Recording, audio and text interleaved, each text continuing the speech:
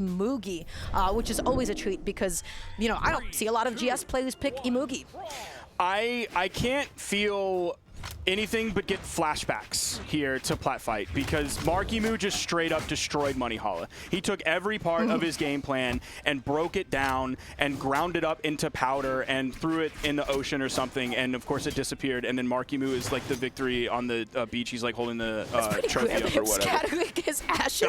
I'm telling you, that's how destructive that Marckiemoo was. It was a 3-1 in Winners Finals and a 3-0 in Grand Finals. Monihalla basically could not touch Marckiemoo.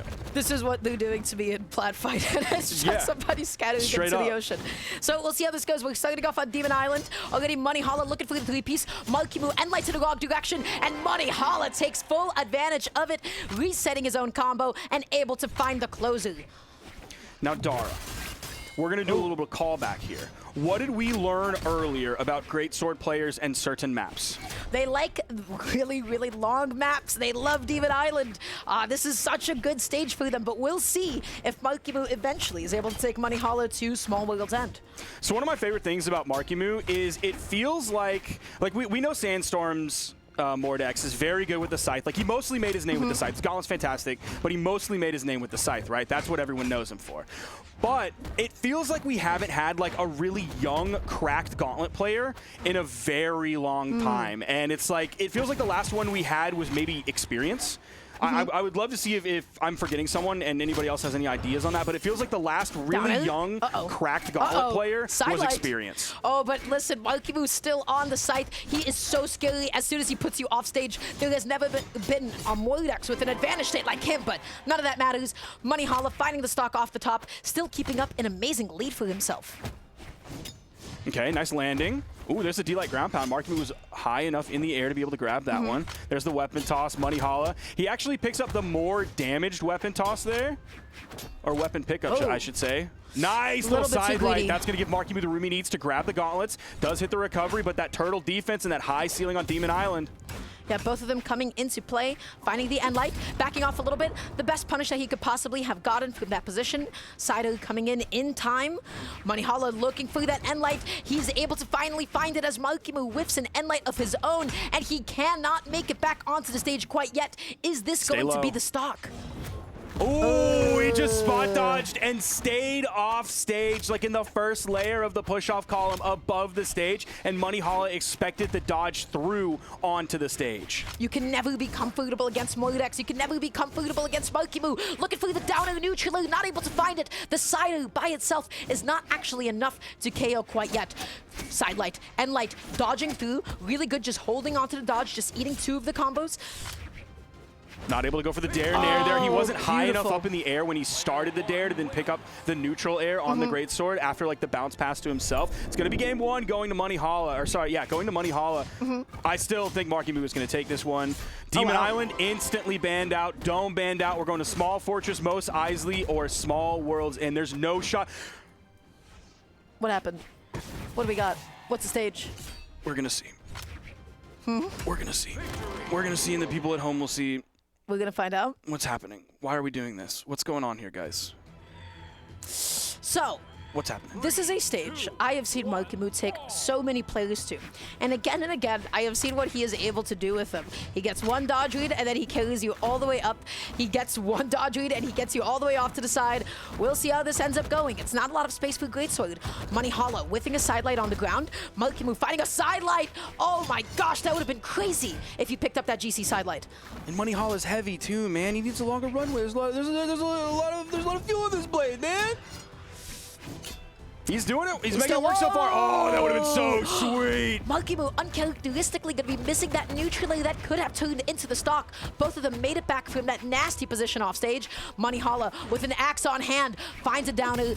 Looking for a D-Sig, but it's not going to be able to connect. But the baseball bat swing of the Saito is enough to close out that first stock. He still has this lead. So it seemed like the D-Sigs he was using in the previous game on Demon Island were basically like bait Sigs. Oh, catching the spot dodge out there with the side signature. Yeah, the infamous Imugi signatures. Oh, this could be really bad for Marky. This is going to be very, very bad for Marckiemoo. All right, Monihalla, I'll sit down. Well, maybe when the set's over, I'll sit down. Yeah, I'm I'm listening for sure. Okay, the GC breakdance is going to be able to go ahead and close out that stock. And you know what? Still just being a stock behind, Monihalla is not out of the woods quite yet, but he is doing so well for himself. Finds that neutral, picking up the great sword, picking up the popsicle. Side sig not going to be able to come out. Yeah, we're seeing him use that side signature a little bit more here as the game goes on. Even if he's like intending to use it for a hit as much as he possibly can, this is going to wind down here. But he is always going to put the fear of the side sig into Marckiemo's mind when all of these strings are coming out. There it is. Gets behind it. This time, can Marckiemoo grab a super early Gimp here and potentially bring himself back in? And it's not going to happen. Right in the middle of the stage, the D-Sig for the KO. Amazing coverage. And I have to say, this is what happens when you give a great sword player just a little bit of time to adapt to defensive options, which is they put you into the blender, my friends. You saw Monihalla. All that Marckiemoo defensively was doing was alternating between dodging in to get behind Monihalla or dodging out. And all you need to do as a great sword player, as soon as you win neutral, as soon as you get that side light, all you have to guess, hey, are they dodging in or are they dodging out? Marckiemoo only established those two options. He went through the coin flip, he covers it once, and then he is able to eliminate stocks. And if not eliminate it, he will just be able to deal a ridiculous amount of damage. Why does that even happen to begin with? How do you avoid this coin flip? Don't get hit. Don't get hit by that side light. Avoid it as much as possible. Stay away. Try to whiff punish it whenever it comes out. But that was, whoa. What is this? So the stage is left open. I can't remember the third one. You might have remembered better. I'm trying to picture it right now. I can't. It's Small World's End, Demon Island, and then one more stage. The one more stage ultimately doesn't matter. I was expecting Monihalla to potentially go to Demon Island, but we are going back to World's End. Now, statistically, I still think this doesn't favor a great sword player as much, but obviously Monihalla made it work, and he made it work very confidently. So it did favor Monihalla. I guess he just didn't like the gauntlets too very much, you know? That's give me some analysis on this legend swap from Marckiemoo. You know, all I can talk about is the perspective of an Axe player is like, hey, you know what? I actually quite like fighting against gauntlets as Axe. You can make it very difficult for somebody to land, but that is difficult to talk about at the moment because Monihalla, he is controlling the ground. He is catching every single dodge. Marckiemoo held on to it that time around. It's just like Marckiemoo's attack choices just feel weird. Like his landing nair that he did in the middle of the stage that Monihalla is just like not anywhere near. Like, do you think he's going to dodge in on that? No, because you're going to be basically stacked. Why would he do that? You know, in the same vein though, Marckiemoo does not have a lot of landing options on the stage. Monihalla keeps catching him again and again, and eventually one of those sidelights is going to turn into a ridiculous stock or just a ridiculous amount of damage being dealt again and again and again. He goes out there and he gets the cider. Is he going to 3-0 Marckiemoo? I can't remember who I said this about yesterday. Duke would probably remember. But the fact that we're seeing Marckiemoo, he'll just like attack and then miss, and then Monihalla gets the punish, and it'll just be another bad attack and he'll miss. And it's this weird like 180 degrees out of phase where Marckiemoo's missing, Monihalla gets the punish and the hit. Like, it just feels like he's just attacking. He's not able to get... Okay, finally the ground pound does come out. The gravity cancel taunt at the end. Monihalla knows that this is probably going to be his game unless Marckiemoo pulls a fast one. He needs to set up this edge guard. He needs to do something crazy here. Monihalla just opting to toss away the weapon because you already know what he wants. He wants that great sword. It's crazy how fast the turtle is despite being a turtle. I just want to say that. Okay. Oh my god! Okay, all right, we're back into this one. Whoa. With a GC side sig to finish it off like that? Who does he think he is, Mordex? That was nuts. I'm gonna manifest the Marckiemoo victory here. He has to play a perfect game, and it'll basically be what like West did yesterday. And then Sandwick will tweet like, Marckiemoo's the perfect player. Okay, whiffing that side light, getting 2 of those kicks in. Marckiemoo is going crazy off stage, but he goes for the recovery and not the ground pound. Okay, dodging in place. Is he going to be able to pick up the weapon? He finally gets the scythe. This could be what he wants here. He got the end of that. He goes back to retouch and reset his jumps. Could this be it? No way! No way! It happened! Marckiemoo with a near perfect final stock when he was so deep in the red. He did it! Monihalla shouldn't have taunted. He taunted after his first stock was gone. That taunt was so toxic. It was like, yeah, man, you got me. Great. Like, that's what you tell your little brother when he beats you when you're a diamond player. You're like, yeah, man, hey, keep it up, dude. Great job. Who doesn't like Marckiemoo? That was ridiculous. And that is the volatility of Scythe. That is what this weapon can do to you. Yep. You can never be careful. I talked about it against Sandstorm. You can never be careful with Sandstorm. You can never be careful against a player like this either. It does not matter the deficit that he is in. He is always capable of making that comeback. Why? Because he's him. His offstage gameplay is so good. It is some of the best, if not the best, in all of Brawlhalla esports at the moment. So we're going into the next game. This was a lot of momentum that was just pulled away from Monihalla. Yes. What was working for him was straight up the fact that he connected so many sidelights with Greatsword. He connected his biggest and most important combo starter. We're going into the next game. Marckiemoo needs to find more ways to land safely, to avoid it, to not mash in Monihalla's face. So we'll see how this goes. If you could potentially keep him weapon starved, that could be part of the game plan for Marckiemoo. Okay, Monihalla just kind of controlling that center of the stage. All right, Marckiemoo's finding some options back. He goes for the GC in-light that he did previously at the end of the game. Goes for the recovery after missing the sider. Wow. He's back. We've already seen the dodge burn, but it's definitely off cooldown. Yeah, you see it burned again.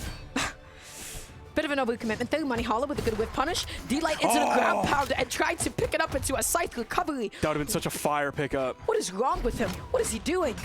He's nuts, man. Wow. I thought he was going to go in with like a falling neutral air, but he was like, no, I have time. I'm literally going to land right on top of him, and he won't be able to respond in time before I find the D-Sig, even though it's going to be a little bit delayed and won't come out as quickly as a falling Nair. Monihalla just continuing to opt for his preferred weapon here, holding on to the Greatsword, priming another one. Okay, picking up the spear, sidelight into neutral, not going to come out. Are we going to see the double sidelight attempt next time from Marckiemoo? Because Monihalla went straight back down to the ground. Well, that's if he can even connect that one sidelight to begin with. Okay, he gets a sidelight, just immediately D-Light. Wow. Put himself off stage. I was expecting some more side sigs to come out from Marckiemoo, given that this is like a small stage and you can kind of cover half of it. It's very similar in the way of like Yumiko that we were talking about earlier with Flower. It's not often you see a Mugi D-Sig be punished off the stage like that, but Marckiemoo, he was ready for it and he was ready to swat him away. Left weaponless, Monihalla now opting to pick up the Greatsword once again. Okay, recovery comes out. Oh my gosh! Right into the weapon toss. So one thing, like we've seen the D-Sig on Spear quite a few times. We haven't really seen it on the Scythe. And typically I think of that as a pretty strong signature. Oh man, the Spear gameplay from Marckiemoo, the weapon tosses, the extensions, the neutral light there. Oh, he expected Monihalla to go off stage. He would have nailed him. Optimal punish though, beautiful. Is he going to be able to get the stop? Oh, that was awesome. The stage spike with the recovery to be able to close it out. Monihalla is still in this game. He evened up the stocks. He's got Greatsword. He needs that one sidelight. Hey, he gets it, but he's not going to be able to find the immediate three-piece as Marckiemoo dodges in. All right, we're seeing a little bit of that stutter step coming out from Marckiemoo. He's taking some hits. He's looking for his opening, another two-piece, but Monihalla keeps backing up. He's not going to overextend. So they're both slowing it down. You whip that sidelight and you give Scythe an opening, but Marckiemoo not able to find a D-Light. He misses the spear sidelight. That is such a big window of opportunity for Monihalla. Going, He expected to dodge in on that one. Maybe you dash or you chase dodge forward and then D-Sig. I don't know if that'll put you too far. The onstage ground pound. That's going to disarm Monihalla. This is huge for Marky. Another ground pound. Oh, he goes for the down air. There's a recovery on the top, and it's enough. We're going to game 5. Marckiemoo versus Monihalla. Spear recovery KO'd from that low. That's small worlds. That's small world, man. Small world. So we're going to a game 5. Monihalla was demolishing Marckiemoo in games 1 and especially in game 2.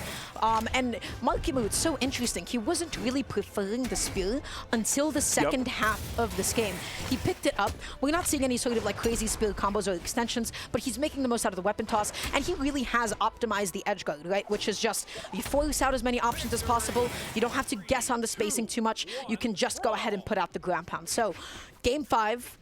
Seems like this is not going to be the stage. Yeah, I'm not sure if we don't mean to go to Mos Eisley Spaceport here. I would not want to fight in a Mugi on Mos Eisley Spaceport. I don't ever want to go to this map ever. This is truly one of my least favorite maps in the game because it's so big. It is a gigantic map. It feels like the blast zones are so far away. It's a small stage. I do not like this map at all. I struggle to KO on it because I KO a lot in the vertical.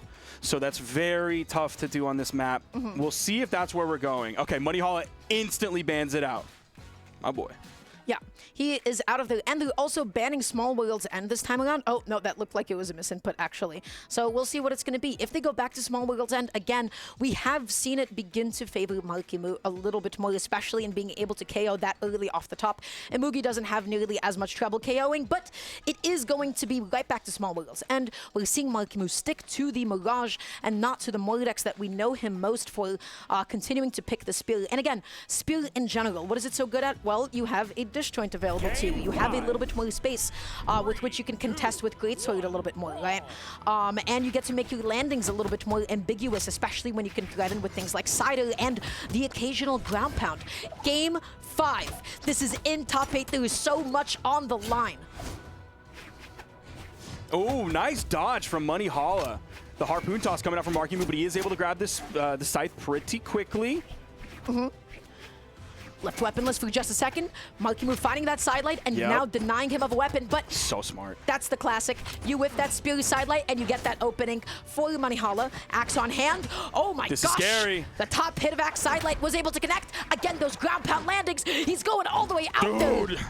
Monihalla, oh my gosh, all the way down there, does lose that stock, but the way that Marckiemoo is going in that hard with Spear players don't do that. That's a Gauntlet player or a Scythe player mindset 100% right there. And I'd love to talk about that stock, but that is going to have to be after this game because Monihalla, okay, whiffing that side sig, both of them though.